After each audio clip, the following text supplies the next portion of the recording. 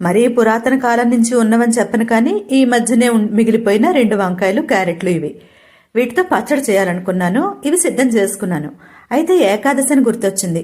క్యారెట్లు పక్కన పెట్టాను, వంకాయలు కట్ చేశాను, ఒక ఎర్రదుంప కూడా కట్ చేసుకున్నాను. గిన్నెలో పోపు వేసుకుని వంకాయ ముక్కలు ఎర్రదుంపలు వేసుకుని పచ్చిమిరపకాయలు, పసుపు, ఉప్పు, ఇంగువ ఇవన్నీ వేసి ముందు నీళ్లతో బాగా ఉడికించాను. అప్పుడు చింతపండు పులుసు తీసివేశాను. చింతపండు ముందే నానబెట్టుకున్నాను అనుకోండి. కొంచెం బెల్లం వేశాను. తర్వాత వరిపిండి నీళ్లలో కలుపుకొని పలచగా ఈ మరిగే పులుసులో పోసుకోవాలి. మరొక 5 నిమిషాలు ఉడికించుకొని మంచి కొత్తిమీర వేసి కలుపుకొని స్టవ్ ఆఫ్ చేసుకోవాలి. అంటే ఏకాదశి కదా, పులుసుతో ఏం చేస్తారనుకోవచ్చు. దానికి తగ్గట్టుగా పొంగల్ కూడా చేశాననుకోండి.